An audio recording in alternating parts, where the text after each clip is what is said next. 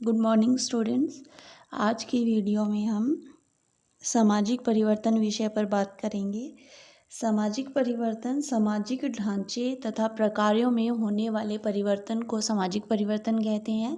ढांचा यानी सामाजिक संरचना और उसके द्वारा किए जाने वाले कार्य, दोनों में ही होने वाला परिवर्तन सामाजिक परिवर्तन कहलाता है।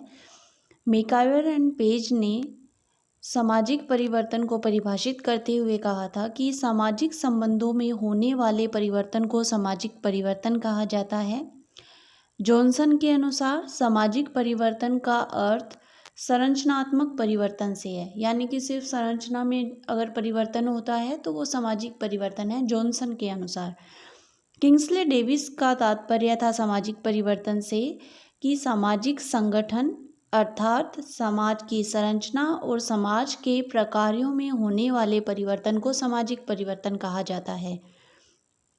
गिडेंस ने सामाजिक परिवर्तन बुनियादी संरचना में होने वाले परिवर्तन को कहा।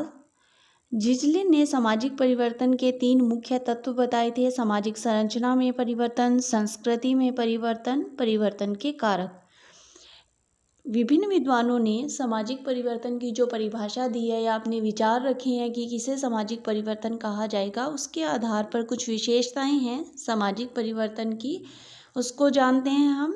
सबसे पहले सामाजिक परिवर्तन सार्वभौमिक प्रक्रिया है, अर्थात विश्व के सभी समाजों में सभी कालों में परिवर्तन होता ही रहता है। दूसरा जो इसकी विशेषता है वो है सामाजिक परिवर्तन एक रेखीय, बहुरेखीय, सकारात्मक, नकारात्मक, तीव्र गति से, मंद गति से, उद्विकासीय, चक्रीय या क्रांतिकारी किसी भी रूप में हो सकता है।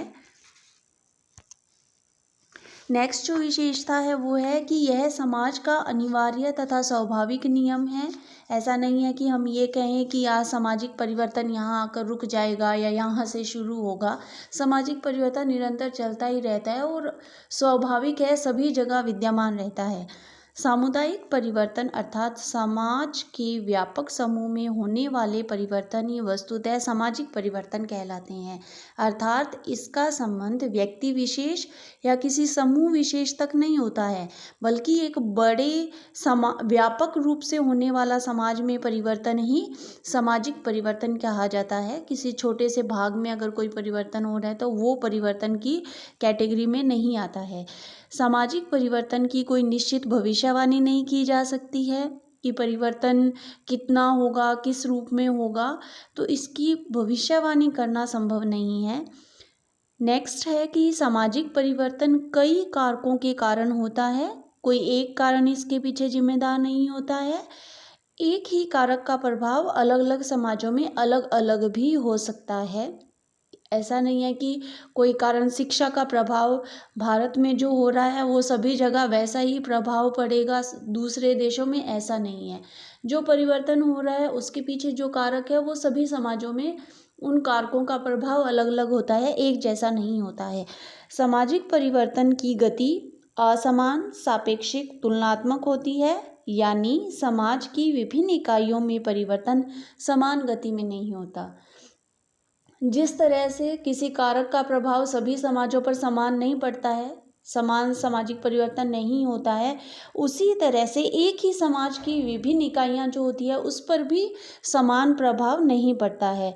मैकआवर और पेज तथा विल्बर्ट मूर के अनुसार सामाजिक परिवर्तन गुणात्मक परिवर्तन है, यानी सामाजिक परिवर्तन की माप करने में कठिनाई होती है क्योंकि यह गुणात्मक तत्वों से संबंधित है, जिससे कि जटिलता इसकी काफ़ी अधिक बढ़ जाती है।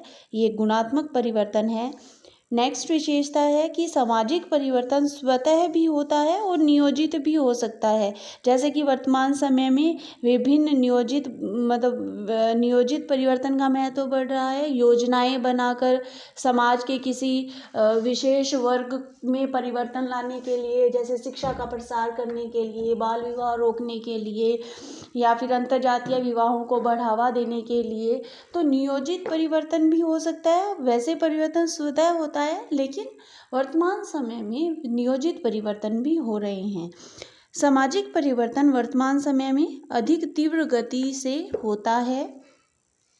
नेक्स्ट इसकी विशेषता है कि भौतिक स्थिति में परिवर्तन ज़्यादा तीव्रता से होता है, जबकि अभौतिक स्थितियों में या विचारों में परिवर्तन अपेक्षाकृत धीमी गति से होता है।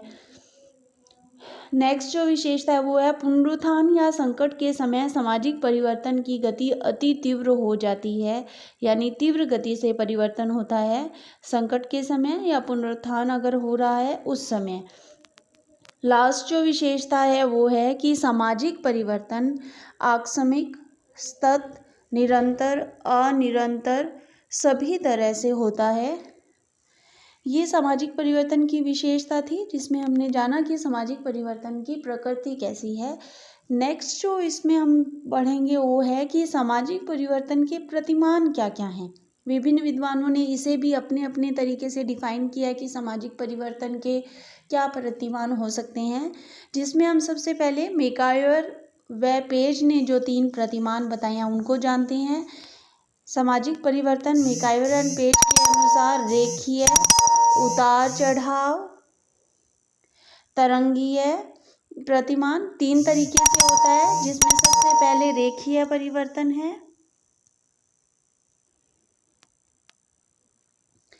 ऐसा परिवर्तन एक बार उत्पन्न होने के बाद निरंतर क्रमबद्ध रूप से एक ही दिशा में चलता रहता है, जैसे कि प्रौद्योगिकी ज्ञान या विज्ञान का विकास या नवीन आविष्कारों का विकास, उसे रेखीय परिवर्तन में रखा है मेकायर और पेज ने।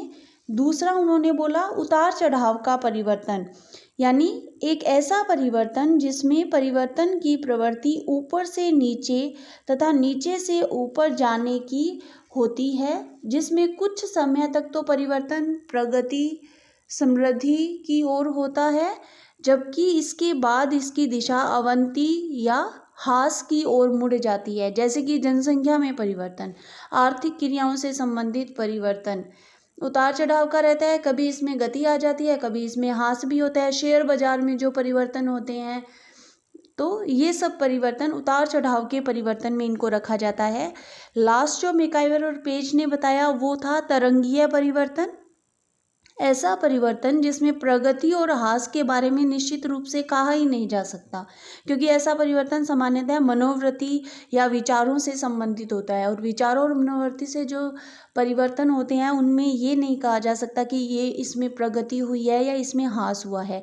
यह परिवर्तन काफ़ी हद तक उतार चढ़ाव द्वारा परिवर्तन की तरह ही होता है, लेकिन अंतर केवल इतना है कि उतार चढ़ाव में जहाँ प्रगति और ह्रास का तत्व समाहित होता है, वहीं तरंगीय परिवर्तन में यह निश्चित रूप से नहीं कहा जा सकता कि दूसरी लहर पहली लहर की अपेक्षा अवनति की सूचक है या उन्नति की। जैसे कि फैशन में परिवर्तन हो रहा है, ये नहीं कहा जा सकता कि पहले बहुत अच्छा था अब खराब हुआ, या अब अच्छा है और पहले खराब था। तो तरंगीय परिवर्तन इसको कहा जाता है। कुछ विद्वानों ने तरंगीय परिवर्तन को चक्रीय परिवर्तन के रूप में देखते हैं, लेकिन यह धारणा गलत है, क्योंकि चक्रीय परिवर्तन में परिवर्तन एक चक्र की भांति होता है, सर्किल की तरह चलता है।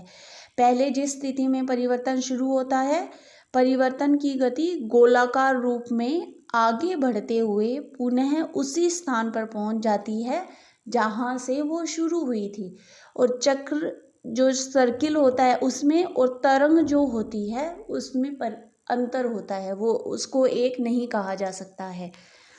बोटोमोर ने सामाजिक परिवर्तन का वर्गीकरण 4 आधार पर किया था। स्रोत के आधार पर उन्होंने बोला अंतर्जात परिवर्तन, जैसे भारत में ही हो रहा है संस्कृतिकरण, एक संस्कृति से दूसरी संस्कृति में परिवर्तन हो रहा है। बहिर्जात परिवर्तन, जैसे पश्चिमीकरण के कारण भारत में जो परिवर्तन हुए उसको बोटोमोर ने बहिर्जात परिवर्तन में रखा। दूसरा उनका आधार था गति के आधार पर, तीव्र गति से परिवर्तन, जैसे कि क्रांति के रूप में परिवर्तन जो होंगे वो तीव्र गति से होते हैं। दूसरा था मंद गति से, उद्विकास के द्वारा जो धीरे धीरे परिवर्तन होता है उसको उन्होंने मंद गति से परिवर्तन में रखा। तीसरा जो उनका आधार था वो था परिवर्तन योजनाबद्ध या आकस्मिक। बोटोमोर के अनुसार वर्तमान में अधिकांश परिवर्तन योजनाबद्ध होते हैं और आकस्मिक परिवर्तनों की गति योजनाबद्ध परिवर्तनों की तुलना में धीमी होती है, क्योंकि योजना बनाकर टारगेट रखा जाता है कि इतने समय में हमें ये काम करना है, इस योजना को इम्प्लीमेंट करना है और ये परिवर्तन समाज में लाना ही है, तो उसकी गति तीव्र होती है। लास्ट जो उनका आधार था या वर्गीकरण था वो था सामाजिक परिवर्तन। वर्गीकरण का एक आधार उस समाज की पूर्व अवस्था कैसी थी, परंपरागत थी या आधुनिक थी, किस तरह की थी, उस आधार पर उन्होंने परिवर्तन को देखा। ये प्रतिमान थे सामाजिक परिवर्तन के, जिनको हमने मैकावेलन पेज और पोटोमोर ने जो वर्गीकरण किया उसके आधार पर जाना। अब हम सामाजिक परिवर्तन और सांस्कृतिक परिवर्तन दोनों में क्या अंतर है, दोनों है क्या, उनको जानते हैं। कुछ विद्वान सामाजिक और सांस्कृतिक परिवर्तन में अंतर नहीं करते। उनका मानना है दोनों एक ही बात है, चाहे समाज में परिवर्तन हो रहा हो, संस्कृति में परिवर्तन हो रहा हो, दोनों में भिन्नता नहीं है। और इनको मानने वाले विद्वान है मेलिनोस्की, गिलिन और गिलिन। गिलिन और गिलिन ने कहा कि जीवन में स्वीकृत तरीकों में बदलाव जो हो रहे हैं वो सामाजिक परिवर्तन है। मेलिनोस्की ने कहा कि जीवन के स्वीकृत तरीकों को ही हम सामाजिक परिवर्तन कहते हैं। लेकिन कुछ विद्वान ऐसे हैं जो सामाजिक परिवर्तन और सांस्कृतिक परिवर्तन में अंतर देखते हैं, जिनमें कि किंग्सले डेविस और मैकाइवर और पेज आते हैं। और किंग्सले डेविस के अनुसार सामाजिक परिवर्तन संस्कृति में होने वाले परिवर्तन का एक भाग या खंड मात्र है, यानी उन्होंने संस्कृति को व्यापक रूप में देखा और सामाजिक परिवर्तन को उसका एक छोटा सा भाग माना है। अब हम इसमें मुख्य अंतर देखते हैं क्या है। सामाजिक परिवर्तन सामाजिक संबंधों में होने वाले परिवर्तन को कहा जाता है, जबकि सांस्कृतिक परिवर्तन की जो परिभाषा है या सांस्कृतिक जो परिवर्तन है उसका अर्थ अधिक व्यापक है। कला, साहित्य, धर्म, कानून, प्रथा, विश्वास सभी क्षेत्रों में होने वाला परिवर्तन सांस्कृतिक परिवर्तन कहलाता है, जबकि सामाजिक परिवर्तन उसका एक छोटा सा भाग है। सामाजिक परिवर्तन, अगला जो अंतर है वो है कि सामाजिक परिवर्तन सामाजिक संरचना में होने वाला परिवर्तन है, जबकि सांस्कृतिक परिवर्तन संस्कृति के विभिन्न पक्षों में होने वाले परिवर्तन को कहते हैं। नेक्स्ट अंतर है कि सामाजिक परिवर्तन की गति अपेक्षाकृत तीव्र होती है, जबकि सांस्कृतिक परिवर्तन की गति अपेक्षाकृत धीमी होती है या कम होती है। नेक्स्ट जो अंतर है वो है कि यह जो सामाजिक परिवर्तन है वो चेतन अचेतन दोनों रूप से हो सकता है, जबकि सांस्कृतिक परिवर्तन अधिकतर चेतन प्रयत्नों द्वारा ही किए जाते हैं। पार्सन्स और क्रोबर को सामाजिक परिवर्तन और सांस्कृतिक परिवर्तन की धारणा को स्पष्ट करने का श्रेय दिया जाता है कि उन्होंने इनको दोनों को अलग अलग करके देखा। हालांकि सामाजिक और सांस्कृतिक परिवर्तन दोनों एक दूसरे से घनिष्ठ रूप से संबंधित है, क्योंकि वो उसका एक भाग ही है सामाजिक परिवर्तन सांस्कृतिक परिवर्तन का, और दोनों एक दूसरे को प्रत्यक्ष या अप्रत्यक्ष रूप से प्रभावित करते हैं, क्योंकि सामाजिक परिवर्तन उसका एक भाग है। यदि उसमें परिवर्तन हो रहा है इसका मतलब संस्कृति में भी या संस्कृति में भी परिवर्तन हो रहा है, तो दोनों को एक दूसरे से अलग तो नहीं किया जा सकता है, लेकिन एक व्यापक अवधारणा है जहाँ सांस्कृतिक परिवर्तन सामाजिक परिवर्तन उसका एक भाग या अंग माना जाता है। सामाजिक परिवर्तन के कारण देखते हैं क्या है। इसको भी विभिन्न विद्वानों ने अलग अलग कारण माने हैं, इसके कुछ वर्गीकरण किए गए हैं, जिनमें सबसे पहले सांस्कृतिक कारक को देखते हैं कि किन किन विद्वानों ने समर्थन किया है और कौन से सांस्कृतिक कारकों को सामाजिक परिवर्तन के लिए जिम्मेदार माना गया है। सबसे पहले मैक्स वेबर बोलते हैं कि सामाजिक परिवर्तन में विचार और धर्म की भूमिका को व्याख्यायित किया और प्रोटेस्टेंट धर्म की नैतिकता को पूंजीवाद के विकास में सहायक माना। वेबर सामाजिक परिवर्तन के विकास में बुद्धि संगतता या तार्किकरण को महत्वपूर्ण मानते हैं, जिसके कारण कि समाज में परिवर्तन होता है। ओकबर्न ने सांस्कृतिक विलंबना कल्चरल लैग, जब संस्कृति का भौतिक पक्ष अभौतिक पक्ष से कहीं आगे चला जाता है तो दोनों में एक गैप आ जाता है, एक अंतर आ जाता है, जिसको कि उन्होंने सांस्कृतिक विलंबना कहा है, उसको कारण माना है समाज में परिवर्तन का। मेकाइवर और पेज कहते हैं कि सांस्कृतिक विसंयुक्तता, दुविधा में व्यक्ति रहता है तो उसको उन्होंने परिवर्तन का मुख्य कारण माना और सांस्कृतिक संघर्ष को उन्होंने समाज में परिवर्तन के लिए जिम्मेदार माना। सोरोकिन भी इसी में आते हैं, सांस्कृतिक परिवर्तन को कारक मानते हैं। वो बोलते हैं इंद्रियपरक, आदर्शात्मक, विचारात्मक, 3 संस्कृति की बात करते हैं और जो मनुष्य का जीवन है या सोच है उसकी या मूल्य है वो इन्हीं के बीच में परिवर्तित होती रहती है। कभी वो इंद्रिय परक में आ जाती है, कभी आदर्शात्मक में आ जाती है, कभी विचारात्मक में आ जाती है।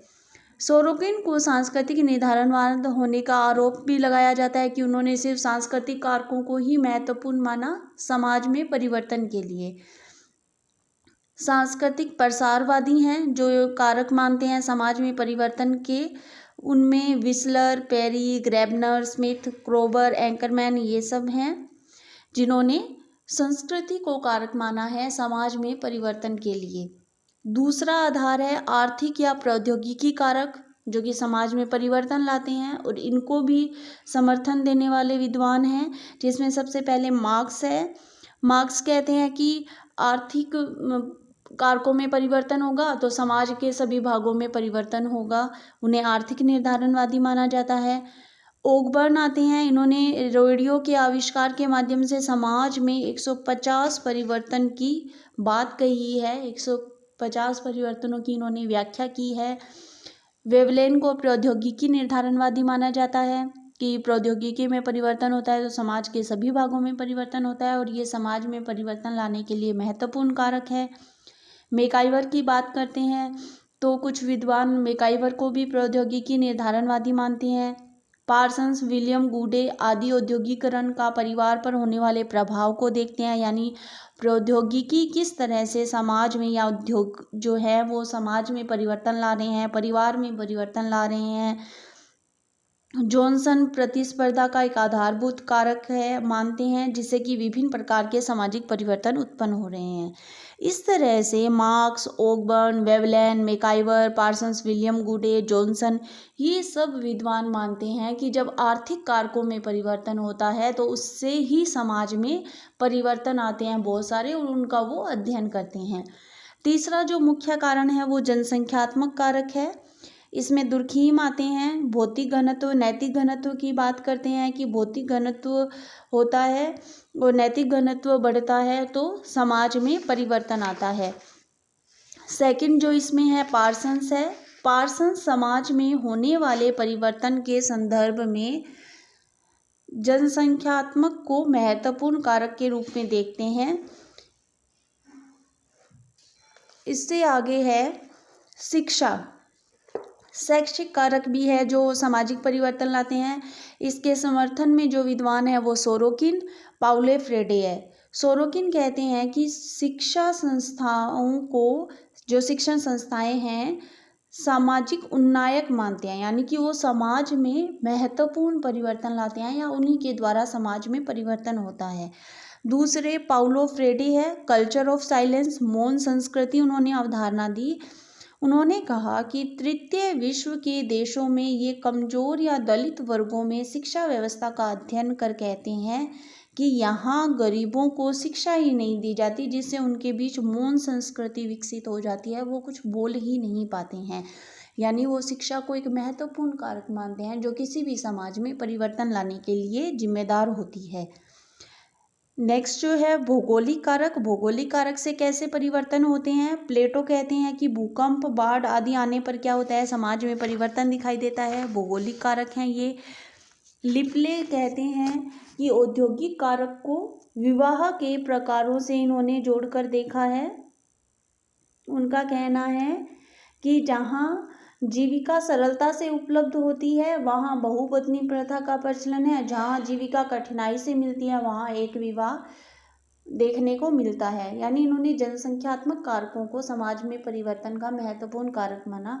कई सारे राजनीतिक कारक है, व्यक्तित्व संबंधी कारक भी हैं। गांधी, लिंटन परिवर्तन को इन्होंने सकारात्मक रूप दिया, हिटलर, लादेन परिवर्तन को इन्होंने पीछे की ओर धकेला। तो इस तरह से बहुत सारे कारक हैं जिन्होंने समाज में परिवर्तन लाए हैं। आर्थिक, भौगोलिक, राजनीतिक, व्यक्तित्व संबंधी, शिक्षा, ये सब कारक हैं जो समाज में परिवर्तन लाने के लिए जिम्मेदार हैं।